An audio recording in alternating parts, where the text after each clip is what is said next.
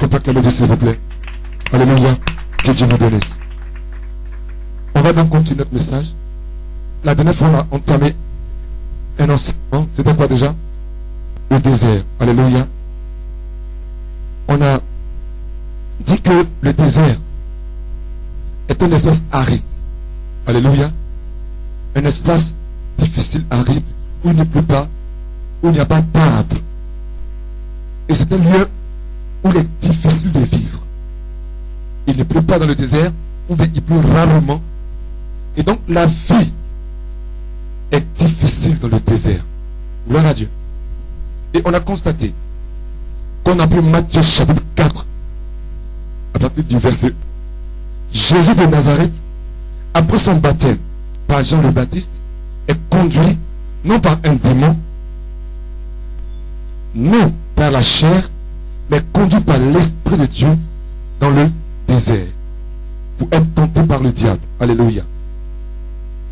On a vu plus loin avant Jésus que Dieu, quand il a fait sortir Moïse de l'Égypte pour le conduire à Canaan, Dieu pouvait passer par le chemin le plus court. Mais Dieu a fait un détour en prenant Israël pour les faire passer dans le désert. Donc on a compris qu'au temps de Jésus, Dieu conduit Jésus dans le désert. Dieu prend Israël et le conduit dans le désert. Alors qu'il y avait un chemin plus court pour arriver à Canaan.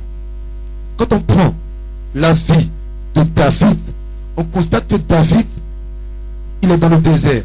Et c'est là-bas il est loin. Alléluia. Derrière les moutons. Et même Moïse, dont on a parlé tout de suite, Moïse, avant de conduire le peuple à Canaan, Dieu s'est révélé à Moïse dans le désert. Et on a constaté que la vie normale du chrétien est une vie qui connaît des moments de désert. Alléluia.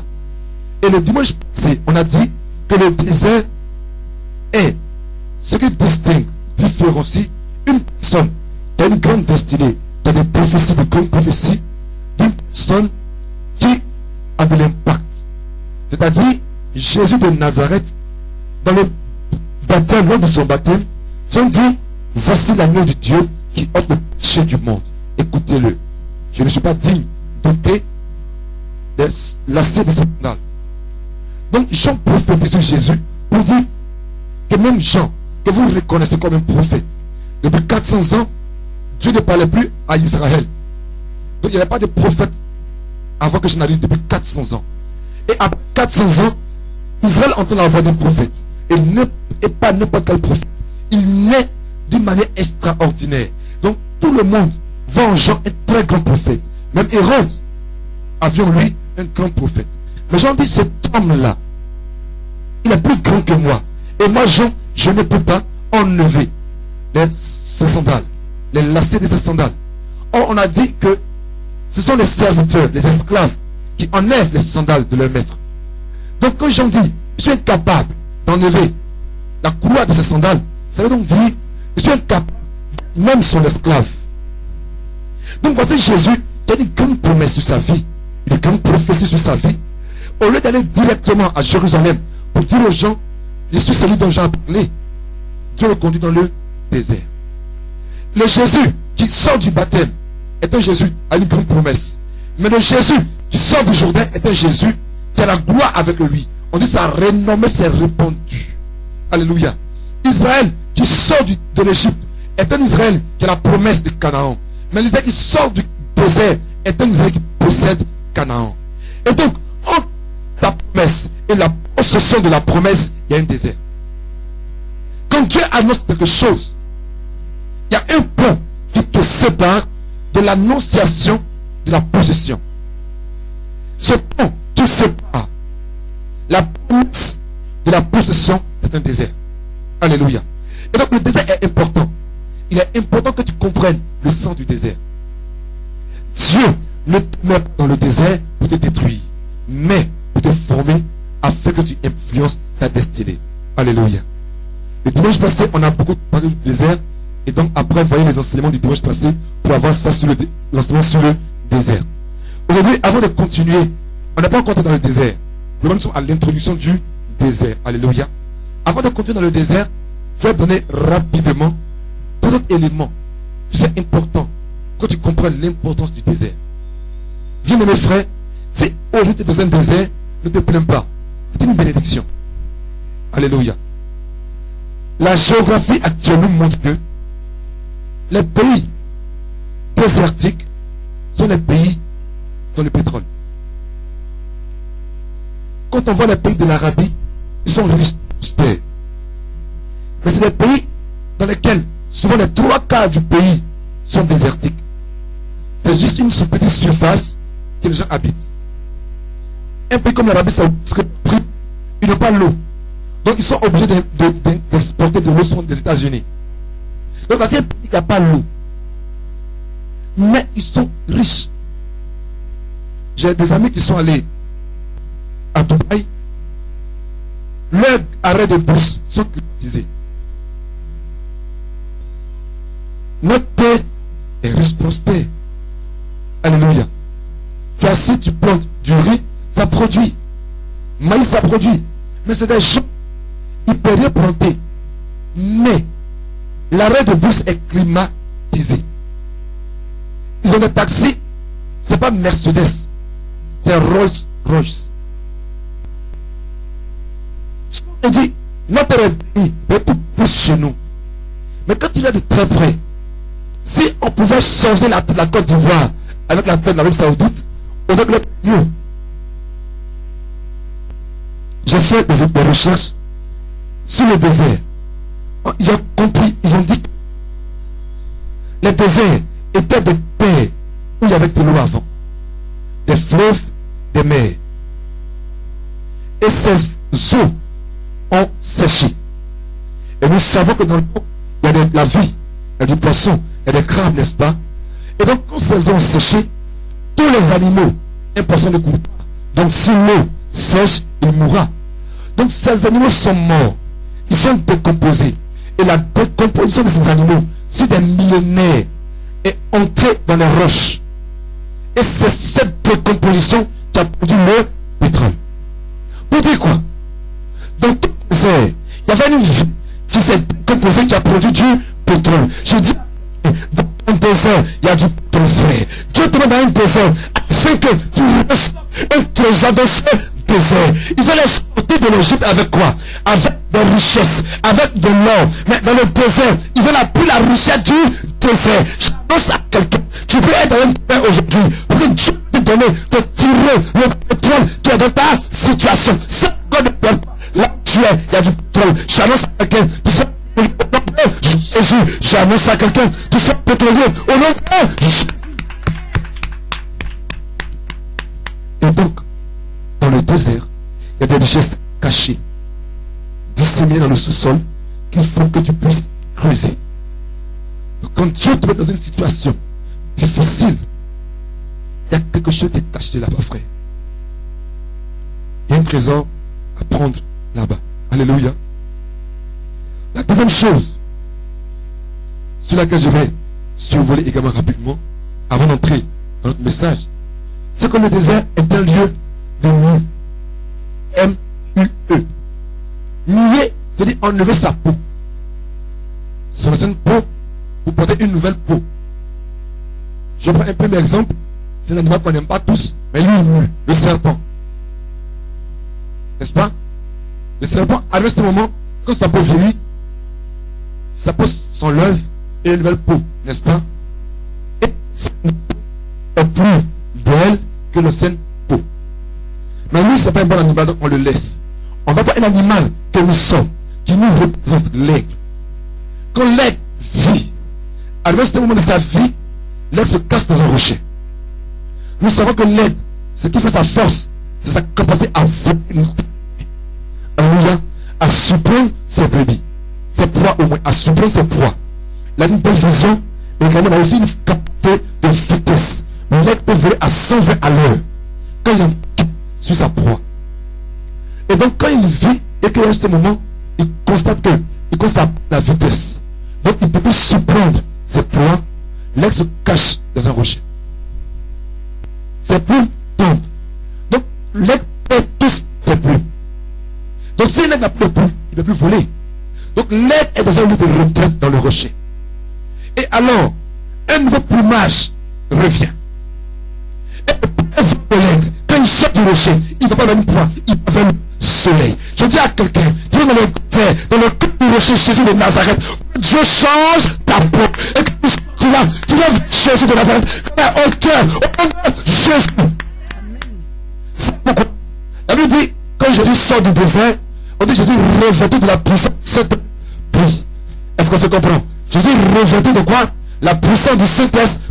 Quand il est revêtu de la puissance, ça veut dire quoi? Dans le mot dedans, il y a le mot revêtement. Dans le mot revêtement, ça veut dire quoi? Il y a vêtement. Donc quand il sort du désert, il voit vêtement. Le désert est un nous, frère. Tu as un vêtement de pauvreté, un vêtement d'esclave, un vêtement de misère. Quand tu te mets dans le désert, il a même le vêtement de l'esclave. Il prend de la gloire. Je dis à quelqu'un, tu porteras le vêtement.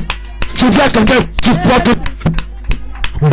Dieu fera porter le vêtement de la gloire. Il te fait pour te cacher. Change ton vêtement. Dieu changera ta destinée. Dieu changera ton histoire. Ah, Dieu te cache pour te révéler. C'est pourquoi ne méprise pas le désert. Gloire à Dieu. Aujourd'hui, on va entrer dans le désert. On va voir quels sont ces trésors cachés dans le désert que l'Éternel Dieu veut que nous prenions, que nous arrachions. Alléluia. Et comment Dieu détruit le vêtement ancien pour porter un nouvel vêtement. Alléluia. On va prendre le Bible, s'il vous plaît, en Exode, chapitre 15, verset 22. Alléluia. Exode 15, 22. On va lire. Exode est le deuxième livre de la Bible. Genèse, Exode. Je lis. Moïse fit partir Israël de la mer Rouge. Il prit la direction du désert de Chour. Et après 3 jours de marche dans le désert, ils le trouvèrent plein d'eau. Verset 23. Ils arrivaient à Mara. Mais ils ne purent boire l'eau de Mara parce qu'elle était amère. C'est pourquoi ce lieu fut appelé Mara. Le peuple murmura contre Moïse en disant, que boirons-nous? Moïse cria à l'Éternel. Et l'Éternel lui indiqua un bois. Qu'il jeta dans l'eau et l'eau devint douce. Ce fut là que l'Éternel donna au peuple des lois et des ordonnances. Et ce fut là qu'il le mit à l'épreuve. Il lui dit, si tu écoutes attentivement la voix de l'Éternel ton Dieu, si tu fais ce qui est droit à ses yeux, si tu prêtes l'oreille à ses commandements, et si tu observes toutes ses lois, je ne te frapperai d'aucune des maladies dont j'ai frappé les Égyptiens, car je suis l'Éternel qui te guérit. Il arrivait à Élim, où il y avait 12 sources d'eau et 70 palmiers. Ils campèrent là, près de l'eau. Amen. Dis avec moi, Mara. Mara, c'est ce qui donne le nom Marie. Il dit amer, amertume. Donc, on va maintenant entrer dans le désert. Dans le désert, Israël sort de l'Égypte. Ils ont traversé la mer Rouge. Ils ont chanté les louanges de l'Éternel. Ils ont loué Dieu puissant, Dieu merveilleux. Quand tu prends Exode 15, verset 1 au verset 21, c'est les louanges. Ils ont crié à l'instant des chansons pour Dieu. Parce que Dieu l'a délivré. Dieu les a libérés. Et il y a eu un grand miracle. La mer Rouge ouverte. Ils sont passés à l'intérieur. Mais la mer Rouge est finie. Ils marchent 1 jour, 2 jours, 3 jours. On dit quoi? Ils ne trouvèrent point d'eau. Et ils sont arrivés dans un lieu qu'on appelle Mara. Ils boivent l'eau de Mara. Ils constatent que l'eau est amère. Donc eux-mêmes, ils ont donné maintenant le nom Mara à l'eau, au peu. Ça veut donc dire qu'avant le lieu n'avait pas de nom. N'est-ce pas? C'est eux qui ont donné le nom au lieu. Nous arrivons dans un lieu. Ils voient de l'eau, ils boivent l'eau. Ils disent non, cette eau est amère. Et ils laissent l'eau de Mara, que ça maudit Moïse. Il n'y a pas l'eau. Tu as connu dans le désert. Après 3 jours, on ne boit pas, on ne boit pas, on a soif. Qu'est-ce qui se passe? Moïse prend la Dieu, il prend un bâton, il jette dans l'eau, et cette eau devient douce. Il boit l'eau de Mara. Dieu lui donne des lois et des ordonnances, et après, continuent, ils arrivent à Élim, où il y avait 12 sources d'eau et 70 palmiers. Alléluia. Mara est la première épreuve du désert. Mara, le thème d'aujourd'hui, c'est Mara, ou l'amertume de la déception. Alléluia. Dans nos vies, souvent, nous connaissons, constatez que la Bible dit, arrivé à Mara, ils ne trouvèrent point d'eau. On dit pendant 3 jours, ils marchaient, ils ne trouvèrent point d'eau. Or, nous sommes intelligents, nous savons qu'on trouve ce qu'on cherche. Ça veut donc dire que pendant 3 jours, ils marchaient, ils cherchaient quoi? L'eau. Élément. Ils sont dans le désert, mais leur mentalité, leurs pensées sont connectées sur l'eau. Et non sur Dieu qui les conduit. Premier problème. Et donc, ils arrivent quelque part qu'on appelle Mara. Ils voient l'eau, ils courent sur l'eau. Ils boivent l'eau et ils constatent que, mais l'eau là, ça est mieux. Parce que l'eau est impure, elle est amère. Alléluia. Est-ce que parlez s'il vous plaît? Souvent, tu es enfant de Dieu. La soif d'une personne, c'est son aspiration, son désir, ce qu'elle recherche. Israël sort de l'Égypte, traverse la mer Rouge, Dieu les amène dans un pays de destinée puissante, un pays où coule le lait et le miel, et le peuple a comme objectif principal l'eau. Donc souvent quand Dieu te conduit, tu as des besoins qui ne sont pas des bons besoins, premièrement. Tes priorités ne sont pas Dieu comme on l'a dit. Tes priorités c'est ton eau, ton mariage, ton voyage, ton travail. Et donc l'enfant dit, il sort, tu marches, je ne suis pas encore marié. 6 ans, je ne suis pas encore marié. Ça fait 8 ans, je ne travaille pas. Ça fait 10 ans, je fais mon commerce, ça ne va pas. Ça fait 15 ans, je fais un partenaire, faire mes affaires, je ne trouve pas. Et puis tu marches dans le désert, il fait chaud, tu as soif. Et puis quelqu'un vient vers toi, il dit, ma chérie, je t'aime. Tu le vois, waouh, l'homme de ma vie, tu prends des options Mara. Il va appeler ça Goumestine. Mara. Mais je l'aime. Tu vas vers lui. Tu constates que célibataire est mieux. Mara. Je fais affaire avec des personnes. Tu t'engages avec lui. Et puis, ton agent, il prend tout, il détruit tout, il te vole. Tu es déçu. Et tu te plais. Parce que tu t'es précipité dans les eaux amères de Mara. Beaucoup d'enfants de Dieu boivent les eaux de Mara. Le prêtre qu'on va l'eau, normalement, qu'est-ce qu'on fait? Une eau dans la forêt, frère. Tu n'as pas encore vu l'eau là. Cours un peu, mais arrête-toi, goûte un peu. Mais ils ont bu. Il y a des gens qui sont saoulés de Mara. Ils sont restés saoulés des eaux amères de Mara. Et puis ils sont ivres d'amertume. Dans ta vie, tu connais l'amertume. Pas parce que Dieu t'a pas conduit, mais parce que toi-même tu t'es engagé dans la déception. Dieu peut arrêter de Mara. Les gens disent, je ne me marie plus, il n'y a pas de femme. Je ne me marie plus, il n'y a pas d'homme. C'est pas affaire de Dieu. Si Dieu est allé voir Mara, Dieu ne conduit pas Israël à Mara. Dieu conduit Israël à Élim. Mais sur la route de Élim, il y a eu Mara. Ils ont bu. Entre Élim et Mara, il y a 4 heures de marche. Souvent, tu bois de Mara alors que ton mariage est à côté. Tu bois de Mara alors que ton travail est à côté. Tu bois les eaux de Mara alors que tu bois les eaux de Mara alors que ton voyage est à 4 heures de marche. 4 heures de marche. Tu te précipites, tu rentres dans les eaux de Mara et tu es déçu. Et tu te Amen. Israël a plongé, pieds et mains liés dans les eaux de Mara. Tu ne fais plus Mara. En tout cas, moi j'ai plus Mara. Alléluia. On s'engage dans des relations. On s'engage dans des connexions qui sont des sources de Mara. Alléluia. Et comprenez une chose. Souvent, Dieu te conduit. Israël est conduit par Dieu. Il y a la nuée devant. Quand il est jour, ça les couvre. La nuit, c'est comme une flamme de feu. Donc Israël voit Dieu les conduire. Israël voit la puissance de Dieu. Israël voit la promesse de Dieu.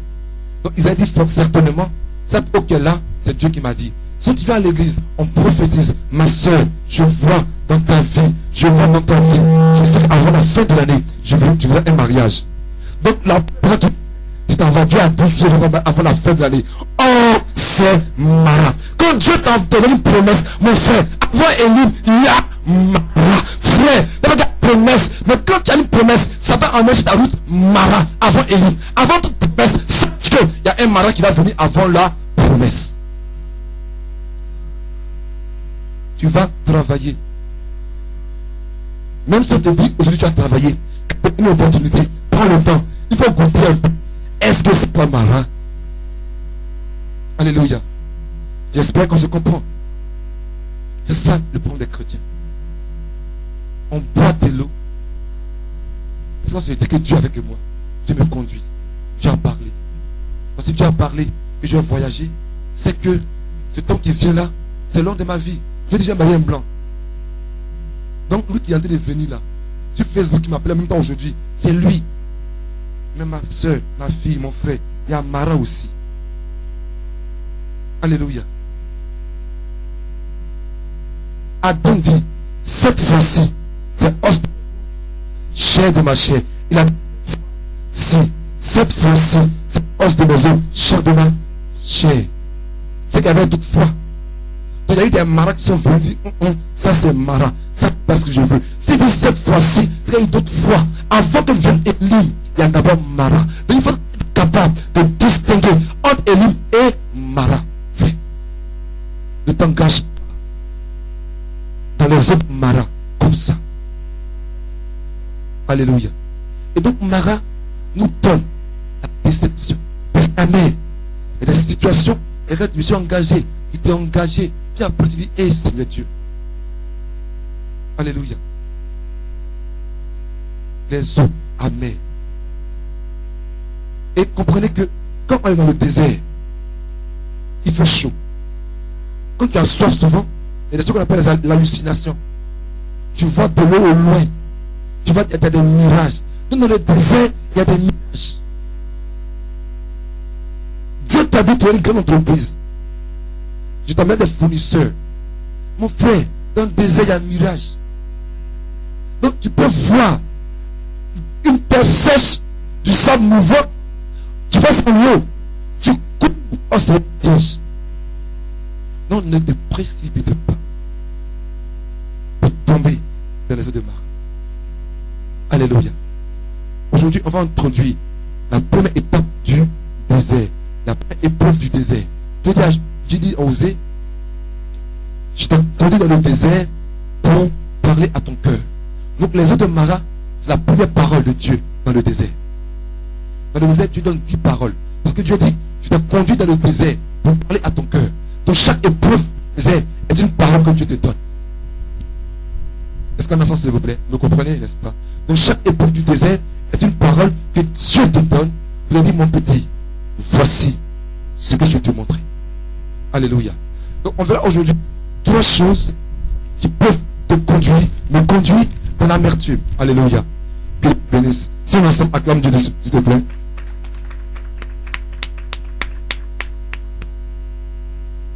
Alléluia. La première chose qui pousse une personne à entrer dans l'amertume, dans la déception, à boire les eaux de Mara, la première chose, c'est la précipitation. Ils ont vu les eaux, ils se sont précipités. Ils n'ont pas eu la maîtrise de soi et ils sont engagés rapidement dans les eaux. Amen. Amen. Souvent dans ta vie, nous nous précipitons rapidement. Oui, se précipiter même, c'est être rapide, mais estimons que vraiment c'est grave. Tu es pressé, très pressé pour boire l'eau qui vient, sans chercher d'abord à voir. Qu'est-ce que Dieu dit? Israël n'a pas cherché à voir ce que Dieu disait. Alléluia. Alléluia. Israël n'a pas cherché à savoir ce que Dieu disait. Comme je l'ai dit tantôt, Marie est subtile. Parce que tu as vu la puissance de Dieu. Donc tu te dis peut-être que c'est Dieu qui est dedans. Mais même quand Dieu te donne une chose, avant de venir, il faut interroger Dieu sur ça. Si tu m'as dit que je vais me marier avant la fin de l'année, ou bien je vais rencontrer la personne que tu m'amènes avant la fin de l'année. Mais Seigneur, est-ce bien lui ou c'est Mara? Il faut interroger Dieu là-dessus. Ne te précipite pas de tomber dans quelque chose. Mara a mère, hein? Moi, mais ici, j'ai connu Mara. Ce monde peut pas pour maquiner. Ça, là, c'est Mara. Ça veut dire quoi? Je vais t'expliquer. Mara, j'ai dit une fois, tu viens, tu vois un enfant, tu vois autre qui est derrière là-bas, tu dis autre, va à la boutique, va acheter savon, n'est-ce pas? Ok. Et puis là, tu vas lui dire, prends la monnaie après, la monnaie va acheter du riz, n'est-ce pas? Quand tu dis va acheter savon, autre te lève en même temps à la boutique. Elle sent le savon. Elle n'a pas entendu le reste de la phrase. Et quand elle revient, tu vas la frapper. Ou bien elle va repetir encore. Vous prenez le riz. Mara, c'est quoi? Tu peux pas entendre la voix de Dieu. Mais Dieu n'a pas fini de parler que tu t'es engagé. Je prends l'exemple de l'église. Dieu dit, je vais vous amener ici. Mais je n'ai pas entendu la fin. Tu nous amenes ici, on sait que tu nous amènes ici. Mais pour combien de temps? La manière qu'on a eu ce lieu, c'est un lieu, une occasion divine. Tu sais que Dieu est dedans. Dieu nous a conduit dans ce lieu. Il y avait la faveur de Dieu, tout ça. Mais Dieu dit, je vais vous envoyer là-bas. Mais pour combien de temps? Pour un mois, 3 mois, 1 an, 2 ans, 3 ans, combien? 2 ans. J'ai entendu envoyer. J'ai vu les signes. J'ai dit, plongeons. Mara. Un Mara de 700 000. Ça fait mal. Alléluia. Mais toi aussi, tu as comme des choses. Parce que tu t'es précipité. Tu t'es engagé dans des choses sans avoir reçu toute la parole de Dieu, tout le conseil de Dieu.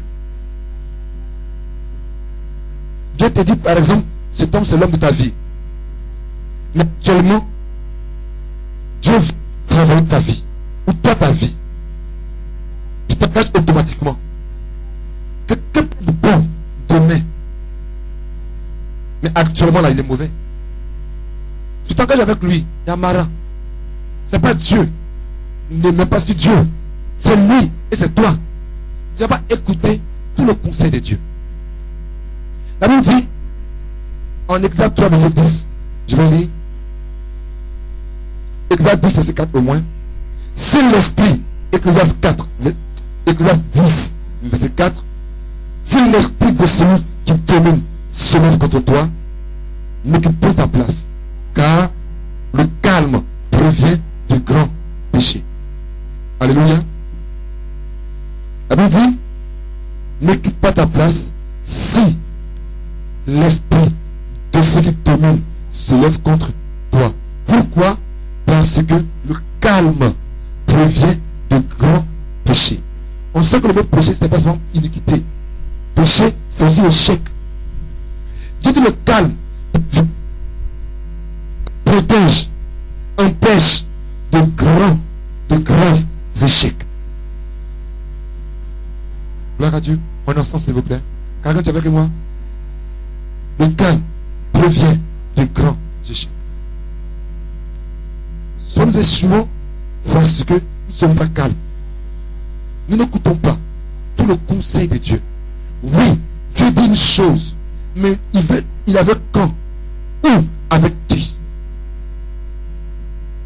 Ce sont des éléments que tu as à voir avant de t'engager. Toutes les eaux ne sont pas de bonnes eaux. Beaucoup de personnes ont rendu leur vie amère, leur foyer amer, leur entreprise amère, parce que nous sommes précipités dans des choses sans avoir attendu le conseil de Dieu, sans avoir attendu la volonté parfaite de Dieu. Il y a la volonté parfaite de Dieu et il y a la volonté permissive de Dieu. C'est-à-dire, Dieu peut, tu te veux comme avocat. C'est pour ça qu'il t'a créé. C'est parfaite. Sa volonté parfaite. Il t'a créé pour être un avocat. Maintenant, toi, tu dis non, le droit c'est trop long, il n'y a pas d'argent dedans. Moi, je veux aller au BPC, la vie ici. Aller au BPC, moi, je peux quoi comme ça. Être soignante. Dieu permet que tu sois aide-soignante. Mais ce n'est pas sa volonté parfaite. Mais ne te donne pas, si en soignant les gens, en les aidant à te soigner, il y a l'amertume dedans. Dans la volonté permissive de Dieu, il y a l'amertume. Tu découvres des eaux de Mara dans sa volonté permissive. Trois hommes peuvent venir te marier, te marier. Entre toi, il y a une personne qui est vraiment os de tes os, chair de ta chair. Tu la prends.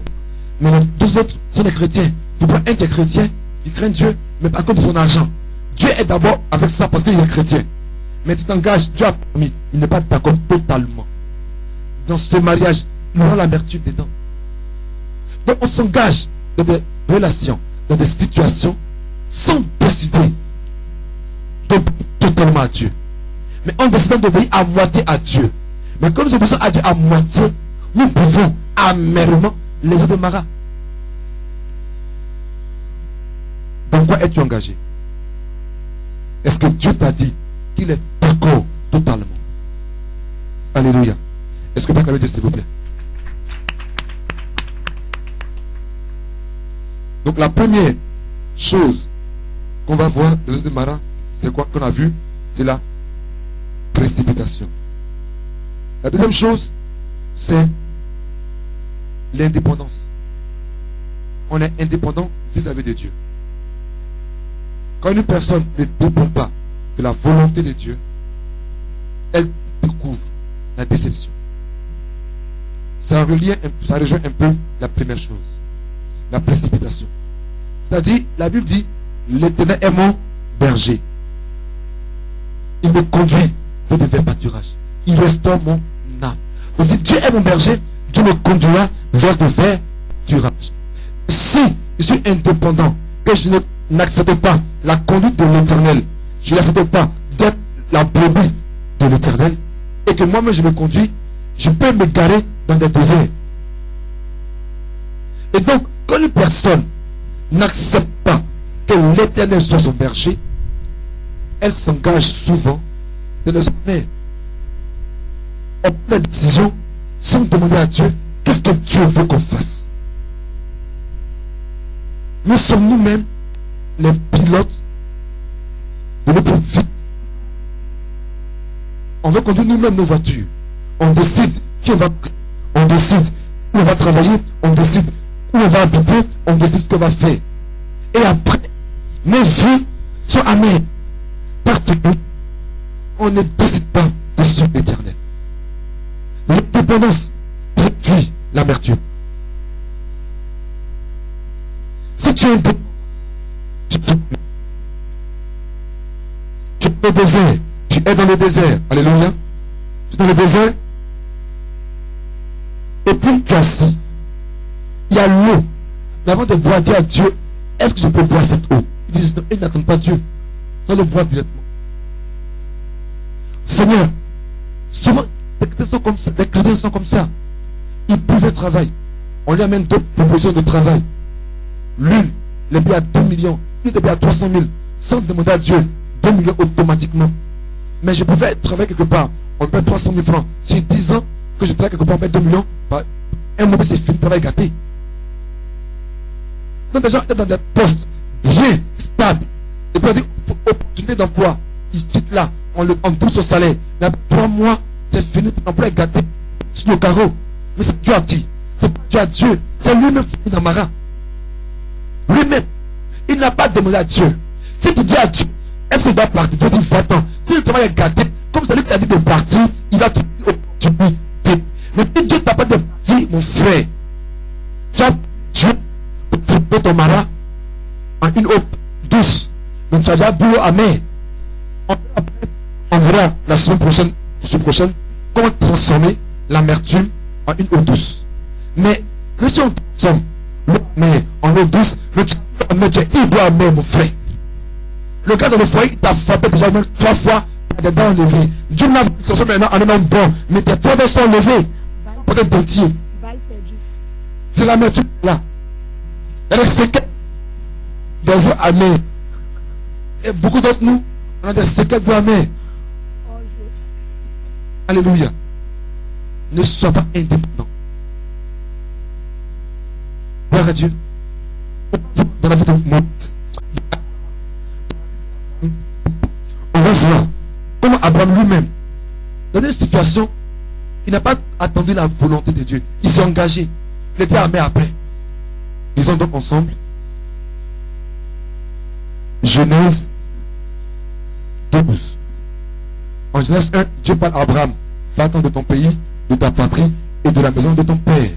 Donc ça, c'est comme Abraham sort de son Égypte. En Genèse 15, Mara. Rapidement, le théologie dans Mara. Alléluia. Genèse 15, le principal sacrificateur de la boue de Pharaon vit. Bon, je donne d'abord le contexte. Abraham a suivi Dieu et puis il y a eu la sécheresse, la famine. Là où il était. Donc Abraham dit, bon mon ami, là où on est assis là, c'est pas bon. Il fait chaud. Il n'y a pas de nourriture. Donc allons en Égypte rapidement. Allons en Égypte rapidement. Donc ils vont en Égypte avec sa femme, ses enfants, n'est-ce pas? Sa famille. L'autre, ils vont en Égypte. Mais il dit à sa femme, tu es trop belle. Si on sait que tu es ma femme, ils vont me tuer. Mais comme tu es aussi ma cousine, ma soeur, dis que tu es ma soeur. Donc à cause de toi, je vivrai. Amen. Donc Abraham va en Égypte avec sa femme. Donc les gens de Pharaon ont vu la femme d'Abraham. Ils ont commencé alors à la louer devant Pharaon. Les principaux de la cour de Pharaon la vue aussi et la louaient devant lui. Et elle fut enlevée pour être menée dans la maison de Pharaon, lequel fit du bien à Abraham à cause d'elle, de sorte qu'ils ont eu des brebis, des bœufs, des ânes, des serviteurs, des servantes, des ânesses et des chameaux. Mais l'Éternel frappa de grands plaies Pharaon et sa maison à cause de Sarai, femme d'Abraham. Alors Pharaon appela Abraham et lui dit, qu'est-ce que tu m'as fait? Pourquoi ne m'as-tu pas déclaré que c'est ta femme? Verset 19. Pourquoi as-tu dit c'est ma soeur? Car je l'avais prise pour ma femme. Maintenant, voici ta femme, prends-la et va-t'en. Il dit la fois quoi? Il avait prise pour moi sa femme. Tu as une femme que tu aimes, tu la vas appeler comme sa femme. Donc Sarai est devenue pendant ce temps la femme de Pharaon. Forcément, un homme qui aime sa femme sera mère. Tu as des promesses, de grandes visions, de grandes entreprises. Tu as dans Mara, quelqu'un d'autre prend ta femme pour sa femme. Il prend ton entreprise pour son entreprise, ta vision pour sa vision. Parce que tu as vu le désert, la famine, pouf, te précipiter. Là où tu pensais avoir la nourriture. Alléluia. Abraham est allé en Égypte par sa volonté, sans demander la volonté de Dieu. Poussé par la faim, poussé par la famine, par la soif, il allait à Mara. Et arrivé à Mara, qu'est-ce qui s'est passé? Il est devenu amer. Parce que sa femme est devenue celle d'un autre. Tous les enfants de Dieu connaissent des vies ici. Ils sont poussés par la faim, par les problèmes, ils s'engagent dans des situations. Alléluia. Est-ce qu'on ensemble, s'il vous plaît? Et là, il y a des légions d'exemples comme ça. Des gens qui s'engagent dans l'amertume. Ils sont bien heureux. Mais quand ils rentrent dans la Mara, ils ressortent amers. Ils rentrent dans la Mara. Au Mara, même chose. Comme tu es entré. Alléluia. Vous pouvez balancer la main, s'il vous plaît. On peut suivre ici? Ok. On a la vie de Guy, Naomi et de Ruth, la Moabite. En Ruth chapitre 1, elle dit, Ruth habitait où? À Bethléem. Bethléem s'appelle la ville du pain. La ville où il y a la nourriture. La ville où Dieu bénit. la faveur de Dieu là-bas. Israël est une terre bénie, n'est-ce pas?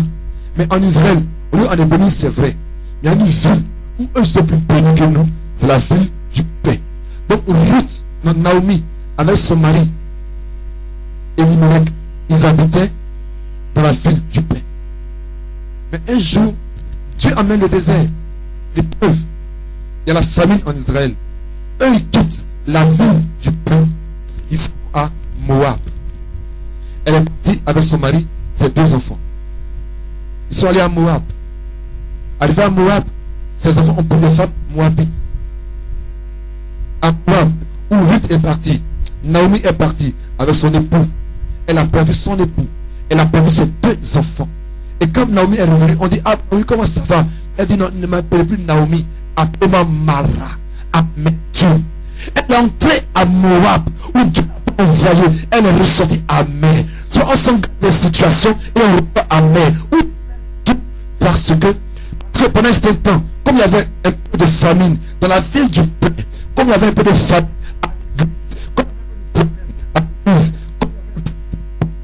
comme il y avait un peu de problème à l'église, on quitte un peu l'église, on va dans le monde et là-bas on perd époux et enfants, on perd notre rêve, notre destinée, notre santé. Et quand on revient à Dieu, on ne revient pas à Dieu comme on est parti, on revient amer.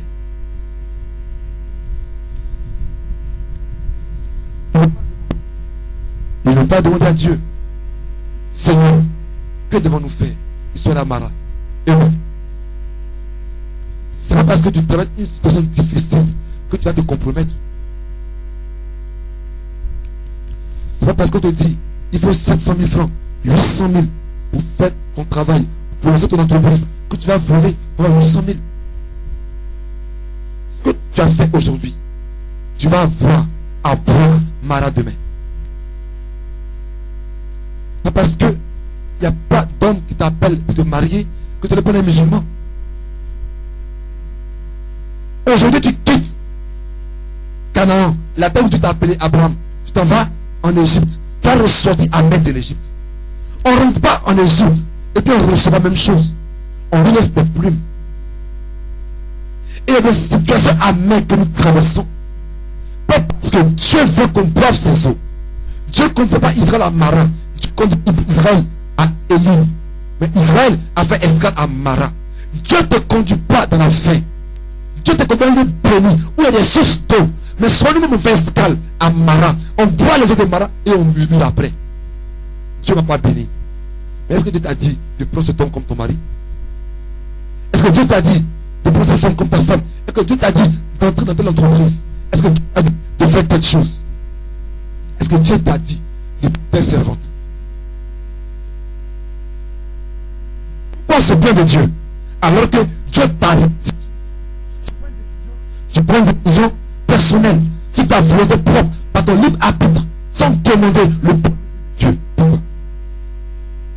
Gloire à Dieu. Amen. Vous balancez les mains. On dort. Ok. Alléluia. Voici Mara. Premièrement, précipitation. Deuxièmement, c'est quoi? Libre volonté. La troisième chose qu'on verra encore qui conduit les gens à Mara, c'est quoi? C'est la manière de voir charnelle. Une mentalité charnelle. Si tu vis comme un homme, tu vas prendre Mara grave. Vrai, vrai. Si tu veux vivre, fonctionner comme un homme fonctionne, tu vas prendre Mara. La mentalité charnelle te conduit dans Mara. Alléluia. On va prendre le but, s'il vous plaît.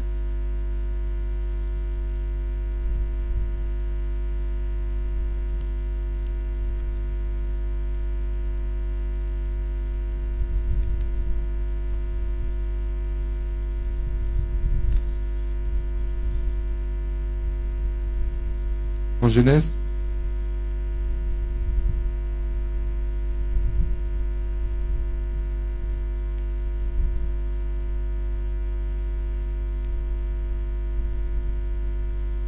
on va voir Genèse 13, verset 7. Je lis.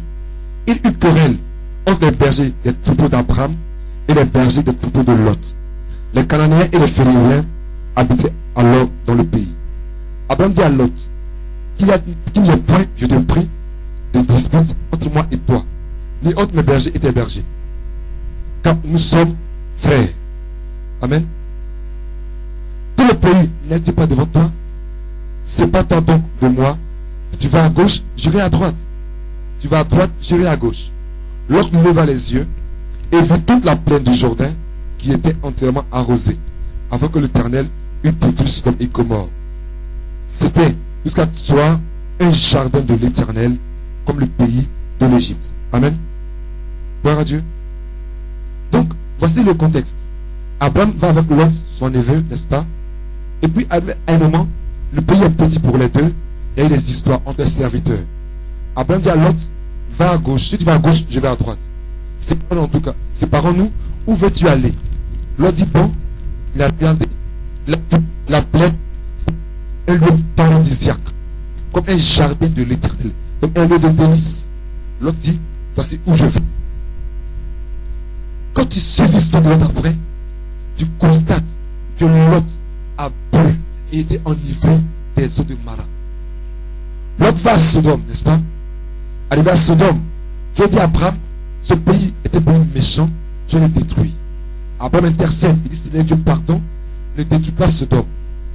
Il dit, bon, si tout là-bas des justes, je ne détruis pas la ville. Dieu va, il n'y a pas de justes, à part Lot et sa famille. Les anges entrent dans la maison d'Abraham. Les anges disent, bon, Abraham est de Lot. Les anges entrent dans la maison de Lot, disent, sortons. Ils ont entendu Lot, n'est-ce pas? Et puis Lot, qu'est-ce qui s'est passé? Sa femme a regardé derrière. Elle est devenue statue de sel. Elle est morte, n'est-ce pas? Lot va avec ses deux filles, n'est-ce pas? Il n'y a pas d'homme. Les filles le saoulent. Elles vont vers lui. Lot a deux enfants avec ses filles. Moi et puis Amon. Des gens que Dieu a maudits. Oui, ceux-là, ils sont maudits, c'est fini, n'est-ce pas? Donc Lot donne naissance à deux enfants, des filles, n'est-ce pas? Or, on sait que Lot a... Quand les anges sont venus, les hommes voulaient sauter avec les anges. Lot leur dit non, j'ai chez moi des filles qui sont, je m'en connais d'hommes. Donc, n'est-ce pas? Donc Lot avait des filles qui ne connaissaient pas d'hommes. Mais quand il est sorti le matin, elle allait voir tes beaux-fils pour dire des filles qui ont déjà connu des hommes. Mais elles sont restées à Sodome. Sa femme est restée à Sodome. Ça va bien. Lot est sorti. C'est pas ça. Ça veut dire qu'un petit dépêchant, il n'a pas le temps de prendre sa télévision, n'est-ce pas? Il n'a pas le temps de s'acheter une fille. Il n'a pas le temps de prendre sa voiture. Il n'a pas le temps de prendre encore. C'est bien. Il est sorti. Ça, c'est un brebis. Donc, l'autre avait brebis. Tu as des grandes brebis. Quand il est sorti de ma, il est sorti son brebis. Sa famille est détruite. À cause de quoi? Sa fille qui est mauvaise. Il est entré dans l'amertume. Souvent, tu entres dans l'amertume. Tu perds toute ta santé. Tu perds ta famille. Tu perds tes enfants. Ton mari. Tu perds tout ce que tu regardes avec les yeux de l'homme et non avec les yeux de l'esprit. Alléluia. Tu peux voir aujourd'hui une situation. Elle peut être aujourd'hui. Mais sache une chose. Dans la vie, changeant. Tout sur terre change. Il y a une seule chose qui ne change pas sur terre. C'est le changement. Tout change. Le changement ne change pas. Une situation qui est bien aujourd'hui peut être demain mauvaise. Ton esprit humain ne connaît pas le futur. Donc tu peux voir une situation aujourd'hui, mais dans 3 ans, elle sera terrible. Donc quand tu vas prendre une décision, ne regarde pas avec les yeux de la chair. Cet homme, il a la voiture, il obtient, c'est un bon mari, je le prends. Ah, cette opportunité qu'on m'a donné, ce travail, on me paye tant, je vais faire le service, je la prends. Mais ce travail que tu vois aujourd'hui, mais il est un piège pour toi. Que tu vois aujourd'hui, demain, il est venu pour toi un projet. Comme une personne qui connaît la fin avant le commencement, comme une seule personne qui connaît la fin avant le commencement. Avant de prendre une décision, regarde dans le domaine de l'esprit pour dire Seigneur Dieu, quelle sera la fin de cette chose? Car une bonne décision, c'est une décision qui finit. C'est une décision qui finit bien. La Bible dit la fin d'une chose vaut mieux que son commencement. Donc, demande à Dieu cette situation, ce travail, ce contrat, ce mariage, quelle est sa fin? Si la fin n'est pas glorieuse, ne commence pas. Sinon, c'est malin.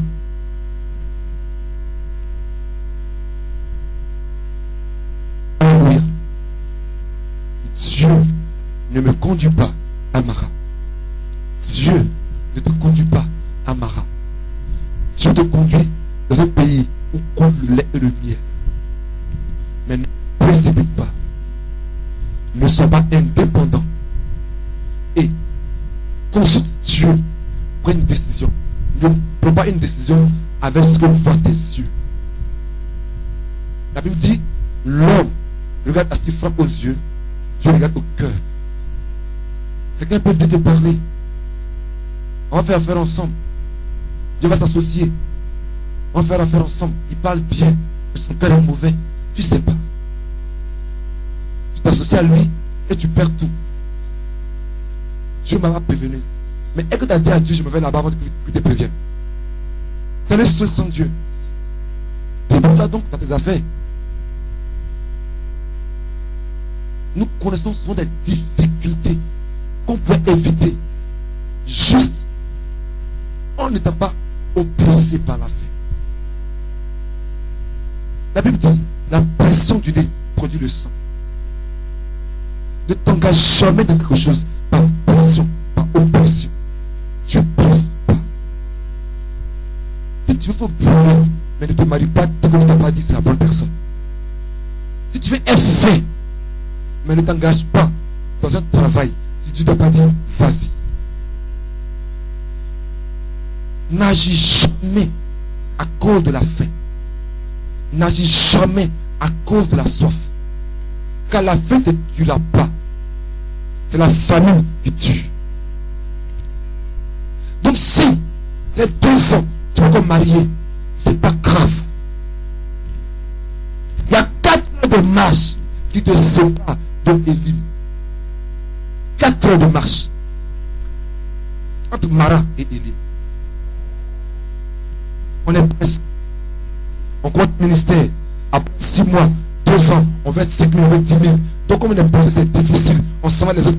On va de l'eau. On dit mon ami, donne un peu des médicaments, donne un peu de temps de potion magique pour que l'église puisse grandir. Mais après, quand tu es paralysé, tu pleures.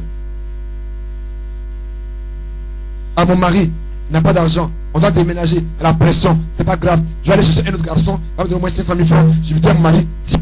Ah non, c'est mon papa qui m'a donné. Et puis après, si on peut, comme tes bagages, ta femme, votre tout, comme mettre payant, c'est mieux. Mais frère, tout arrangement, tu vas perdre forcément. Dans tout arrangement avec le diable, tu vas sortir.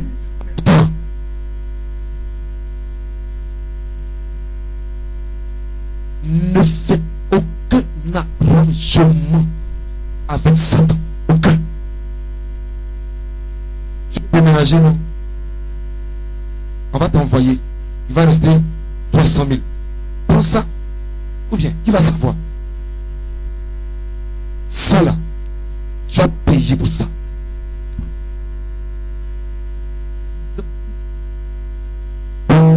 Ma soeur, tu as 3 ans, 4 ans, tu n'as pas de mari, c'est pas grave. Vous êtes dans la Bible. La Bible dit, si nous confessons nos péchés, il est juste et fidèle pour nous les donner. Donc si on doit confesser parce qu'on a péché, c'est pas grave. Il faut aller au moins avec le monsieur là, une fois, pas, après ton pardon à Dieu. Ce que tu as fait aujourd'hui, tu vas payer.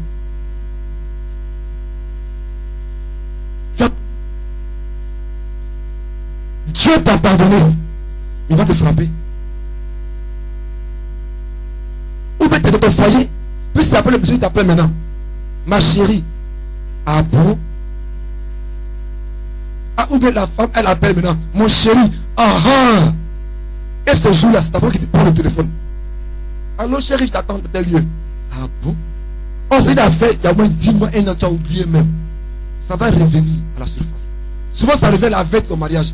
Il y a un problème qui saute quand tu vas te marier. Vous ne comprenez pas? Que tu peux travailler, les problèmes sautent. Satan te piège. Donc, pour une affaire qui va se passer dans 5 ans. Il te piège aujourd'hui pour une affaire qui va se dérouler dans 5 ans. Satan voit Jésus, mon ami. À quoi ça sert d'aller à la croix? Viens, adore-moi. Tous les hommes de la terre, je te les donne. Mais Satan n'est pas bête. S'il te donne telle chose, qu'est-ce qu'il prend en toi? Toi, tu vois ce que tu reçois. Maintenant, tu vois ce que tu as perdu.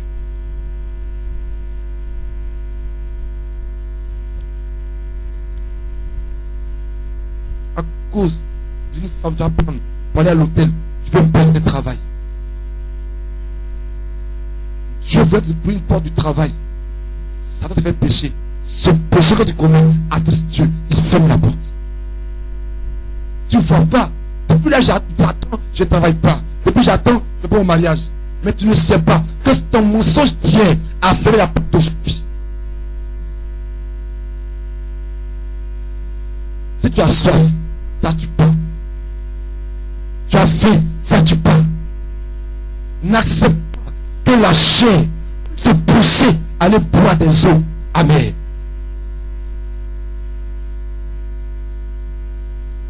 On va à l'église, on prie Dieu, on veut un pianiste. Donc le pianiste qui vient, on le prend. Or il vient. Si tu avais 10 filles dans le groupe musical, il sort avec 9,5. Comme il n'y a pas de pianiste, on veut pianiste. Celui qui vient, vient. Non, mon frère. Il est mieux. Pas faire du pianiste que de venir régler le problème dans l'église. Soit c'est ce qu'on fait. Il n'y a pas d'instrumentiste. Seigneur, amène quelqu'un. Il vient. S'il est venu, c'est que tu l'as amené. Ah, il faut jouer. Mon frère. Quelqu'un qui s'assoit là, c'est qu'à pour on ne va pas être Mara. Alléluia. Gloire à Dieu. Est-ce que tu peux acclamer s'il vous plaît? Tu vas prier Dieu. Nous attendons Dieu pour toutes les maras que tu as bu. Que Dieu te pardonne. Parlons de s'il vous plaît. Seigneur, pardonne-moi. Pardonne-moi pour Mara. Là où je me suis précipité. Où j'ai agi pour ma propre volonté. Où j'ai agi au roi des rois. Où j'ai agi sans toi, Jésus-Christ. Pardonne-moi, Seigneur. Pardonne-moi, Seigneur Jésus-Christ. Pardonne-moi au roi des rois. Seigneur, pardonne-moi. Je te suis. Seigneur, pardonne-moi. Merci, Jésus-Christ. Tu vas prier afin que Dieu t'aide à ne pas tomber dans Mara. Que Dieu t'aide à ne pas tomber dans Mara. Que malgré la faim, la soif, malgré toutes ces choses, que Dieu t'aide à ne pas tomber dans Mara. Parle à Dieu. Seigneur, je prie. Aide-nous à ne pas tomber dans les eaux de Mara. De discerner ces eaux amères, ces eaux très dangereuses pour nos vies. Afin que Père, on ne tombe pas dans l'indépendance, dans la précipitation, on ne tombe pas dans la libre volonté, mais qu'on engage sur ta volonté. Nous avons soif, que nous attendions, que nous disions, que nous sommes arrivés à élire. Éternel des armées, soutiens-nous, soutiens-nous au nom de Christ de Nazareth. Père, merci pour cette parole, pour cet enseignement. Merci, car tu nous as aidés, tu nous as parlé, pour cette parole, pour que nous vivions la vie de Dieu. Que la gloire te soit rendue au nom puissant de Christ de Nazareth. Amen.